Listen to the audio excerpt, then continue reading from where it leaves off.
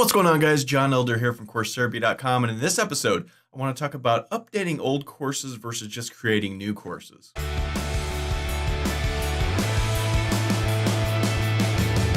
All right, welcome to the Daily Udemy Income Report, the show where I talk about making money on Udemy, walk you through what's working for me, and show you how to do the same thing. My name is John Elder from CourseTherapy.com, and today is Monday, April 8th, 2019.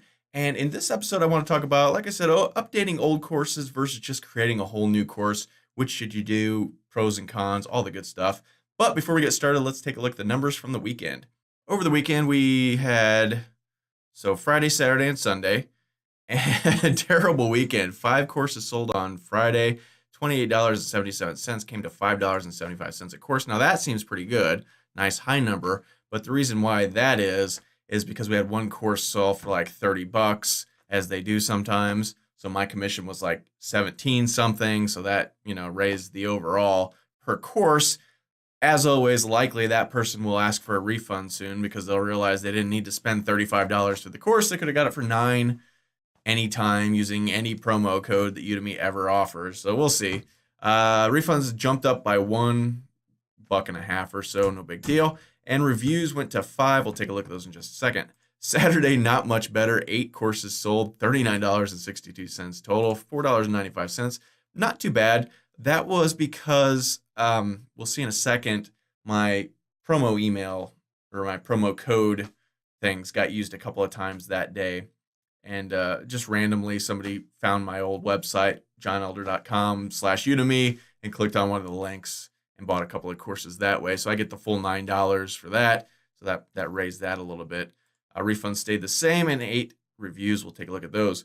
Finally, yesterday, Sundays are usually a little bit better, but not so much. 11 courses sold, $50. Okay, we'll take it. $4.48 a course. Another promo code I think got used that day, so it popped it up another $10.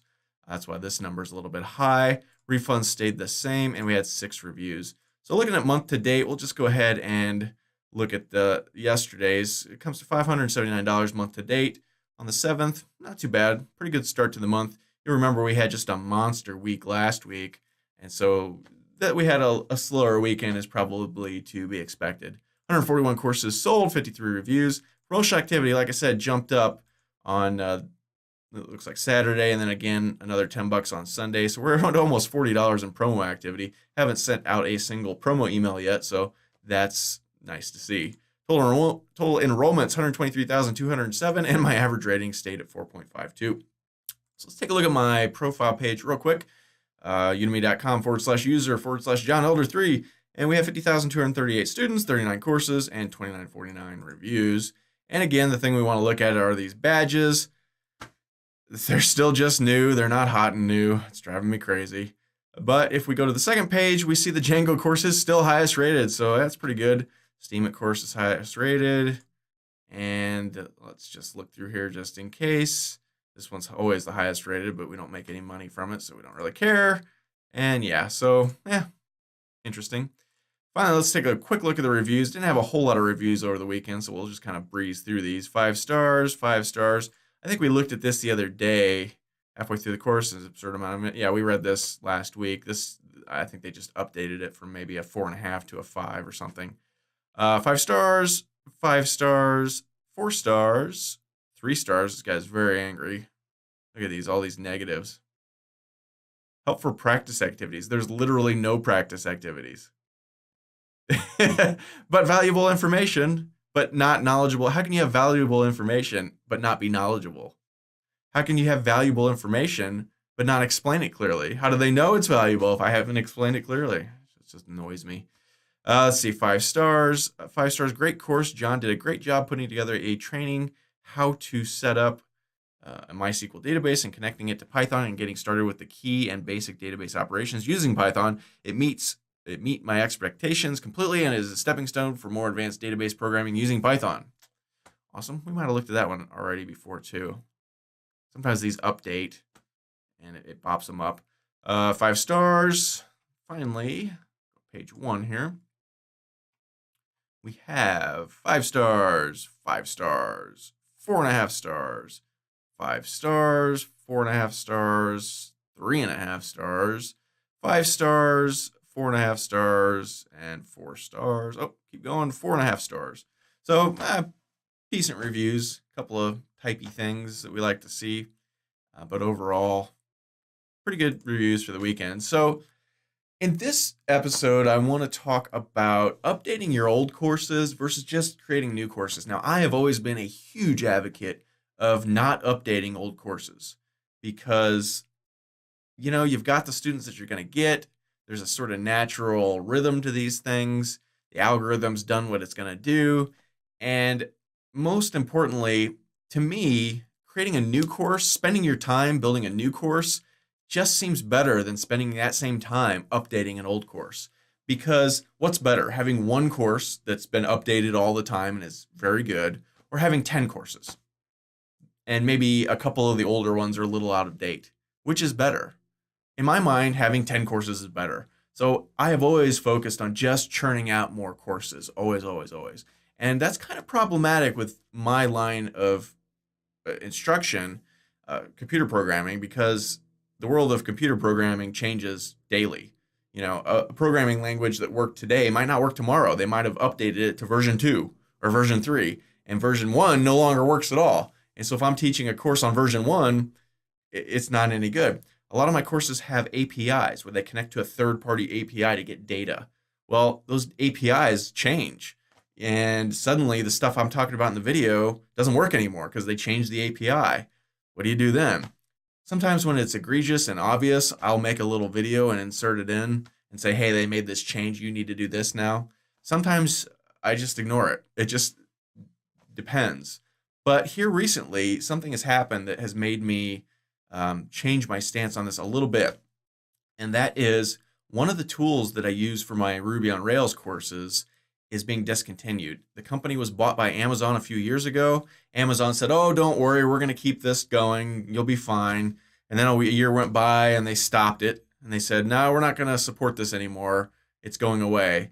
And a bunch of us instructors raised hell and we're like, hey, we use this for our teachers or for our students. Thousands of students use this. You said you weren't going to do anything with it. Now you're screwing us over. And they said, oh, okay, we'll create a teaching edition and let you keep using it forever. I said, fine. You got to pay for it, though, they said. Oh, okay, fine. And so we did. And another couple of years went by. And now they're like, we're going to get rid of that thing, too. So it's gone. Effective June, you can stop using it. And then in December, they're just going to close it all completely. You lose all your data and all. It doesn't matter. The point is, 5, 6, 7, 8 of my courses heavily rely on this tool. And now they will be completely unusable because people won't be able to use that tool. So now I have to go back and update those courses. And it's going to be a lot of work because we're talking, even at just 2 hours a course, 6 courses is 12 hours of content. And they're all more than 2 hours. So, we're talking a lot of content and a lot of video, which means I'm not going to be able to create new courses while I do this. And there's a timeline. It has to be done by the middle of June. And it's the middle of April already, April 8th, So April 8th to May 8th, May 8th to June 8th, that's 2 months. I don't know if I can get all this done in time. I can. I probably will. Because they're old courses, I'm familiar with the material. I can crank them out pretty quickly. But the point is, I'm going to have to spend a lot of time on this. And so I don't really want to do this, but I have to. So I'm going to. And I'll be able to see firsthand the benefit. Some of these courses are very old. Like my very, very first course I ever created on Udemy is one of these courses that uses this tool. And it's made almost $10,000, just that course alone.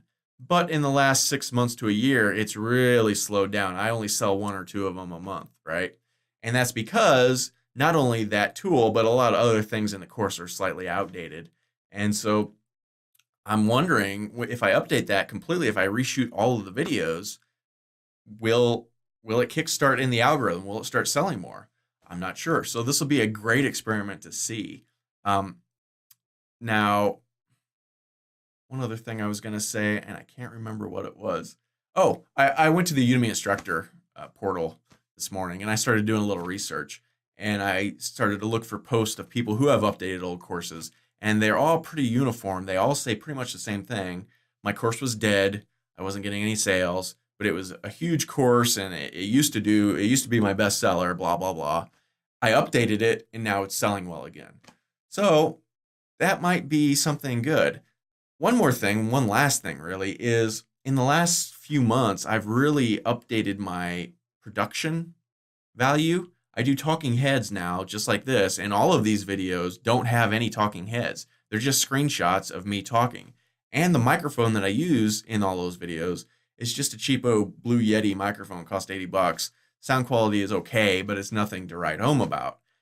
Now I use a very expensive mic. I use the green screen behind me, the talking head thing like this. I have the watermark above me that says codemy.com, learn to code. And generally my newer courses get better reviews because of that. So I'm thinking if I redo these old courses using that format, it should also give a boost. So I think net, it's going to be a positive thing. It's just going to be a lot of work, and it's going to be at the expense of creating new courses. So what I might do is redo an old course, make a new course, redo an old course, make a new course, do it in tandem like that. So that I just don't have a huge black hole of 2 months of no new courses, which you don't ever want to see. So maybe I'll just do that. But it's still going to be an enormous amount of work. And it's tedious too. I'm going to have to watch all the old videos and remember, okay, I did this and this and this, and try and get it mostly the same in the new videos. I don't know. We'll see how it goes. But I'll report back the progress as it occurs, and we'll take a look at the stats and we'll track and see, does updating an old course really help? Or should you, as I've always thought in the past, just focus on creating new courses and just let the old courses go over time? So that'll be interesting, and we'll see how that goes, and I'll let you guys know, and that'll be fun. So I guess I don't really have the answer yet, but we will have the answer in the next couple of months on whether you should do this or not. So that'll be fun. So that's it for today's report. If you like this episode, be sure to smash the like button below, subscribe to the channel, and check out CourseTherapy.com for more tips, tricks, and online course awesomeness. My name is John Elder from CourseTherapy.com. We'll see you again tomorrow morning.